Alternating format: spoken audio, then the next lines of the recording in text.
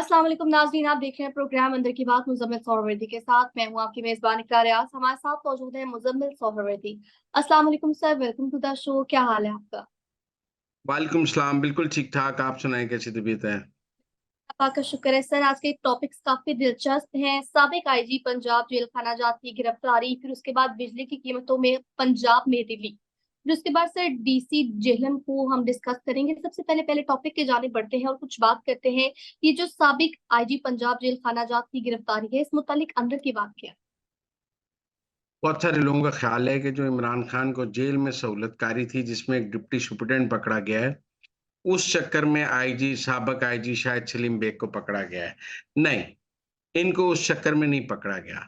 इनको जनरल फैज़ से राब्तों पे पकड़ा गया है। इनका जनरल फैज़ से राब्ते जो हैं वो एस्टेब्लिश हुए हैं। ये असल में आईजी रहे हैं पीटीआई के दौर में, और जब ये आईजी थे तो नवाज़ शरीफ, शहबाज शरीफ, हमज़ा, शाहिद खकान, एहसन इकबाल, राना सनाउल्लाह, ख्वाजा साद रफ़ीक, ख्वाजा सारी मुस्लिम लीग नून की लीडरशिप पंजाब की जेलों में थी। और जनरल फैज़ इनसे बराह रास्त इंटरैक्ट करते थे बतौर आईजी। जेल उनको उनकी जेल में उनको उनसे मिलने या उनके ऑपरेशन या उनको तंग करने के लिए। मरियम नवाज़ भी जेल में रहीं। तो इसलिए ये इनको पकड़ा गया है जनरल फैज़ से राब्तों के साथ। ये आज भी जनरल फैज़ के साथ राब्ते में थे, और जनरल फैज़ से की और इनकी कम्युनिकेशन की वजह से इनको पकड़ा गया है। बहुत सारे लोगों का ख़्याल है कि इनको जेल में डिप्टी सुपरिटेंडेंट ने इनका नाम लिया है। ये साबिक आईजी थे, 2022 में हट गए थे। तो मौजूदा जेल के निज़ाम पर तो इनका कोई इतना असर नहीं था, किसी की सिफ़ारिश कर दें, कुछ कर दें। मौजूदा आईजी से इनकी बनती भी नहीं थी कि मौजूदा आईजी जेल मियां फारूक नज़ीर इनके कहने पे कोई तबादला कर देते या कुछ कर देते। असल मसला था उनकी जनरल फैज़ के साथ कम्युनिकेशन, और जो जनरल फैज़ का नेटवर्क है उसके साथ जो है कि कम्युनिकेशन में ये साबिक आईजी पकड़े गए हैं। लेकिन फैज़ साहब के मामले में मैंने कल भी कहा कि वो एक पैरेलल आईएसआई नेटवर्क उन्होंने बनाया हुआ था स्टेट विद इन स्टेट। अब सवाल ये है कि रिटायर्ड लोग तो थे ही, कुछ सर्विंग लोगों के भी नाम आ रहे हैं कि वो भी इस नेटवर्क का हिस्सा थे। और उस जनरल फैज़ की उनसे भी कम्युनिकेशन जो है वो बहुत निकल रही है, जिसकी वजह से जो फ़ौज के अंदर सर्विंग लोगों के खिलाफ भी ऑपरेशन इस हवाले से हो रहा है।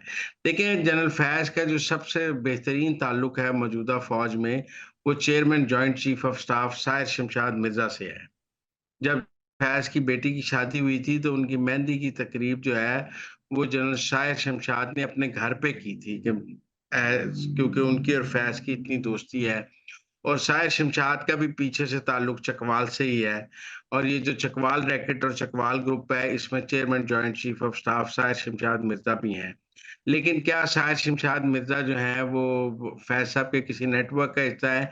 नहीं, वो फैज़ साहब के नेटवर्क का हिस्सा नहीं हो सकते, क्योंकि शाहिर शमशाद की पर्सनैलिटी ऐसी कोई कन्फ्रंटेशन वाली नहीं है।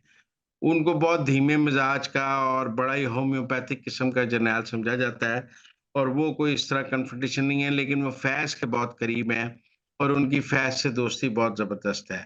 तो फैज़ की और भी जिन-जिन से दोस्ती है, जिनसे कम्युनिकेशन है, वो सब भी जो है इस वक़्त खतरे की घंटी में हैं।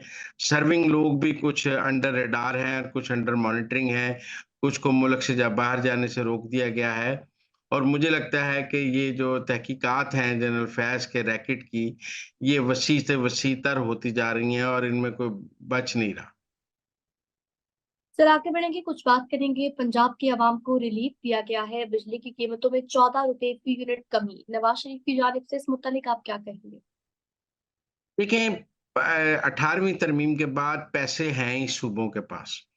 वफाक तो एक गरीब सी हुकूमत है जो सारे पैसे सूबों को दे देता है, और उस पर उसके पास तो हुकूमत चलाने के पैसे भी नहीं होते। 18वीं तरमीम से पहले वफाक अमीर था, सूबे गरीब थे। अब सूबे अमीर हैं और वफाक गरीब है।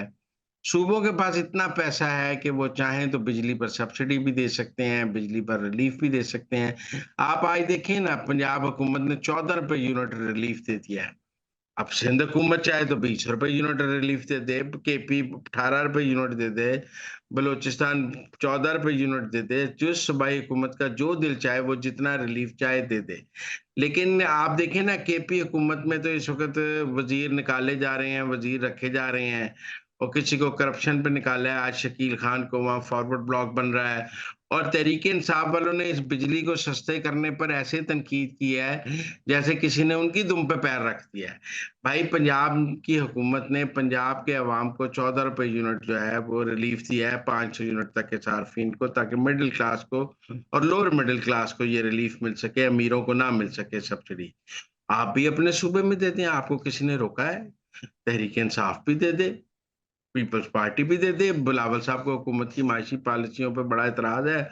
उनकी सिंध में 12 साल से हुकूमत है, वो सिंध में अब रिलीफ दे दें। बलूचिस्तान केपी में पीटीआई दे दे। सब जमातों की अपनी सूबाई घूमते हैं, वो दे दें। आज पंजाब ने तो एक पहला कदम बढ़ाया है और ये बताया है कि बिजली का मामला सिर्फ वफाकी हुकूमत का नहीं है।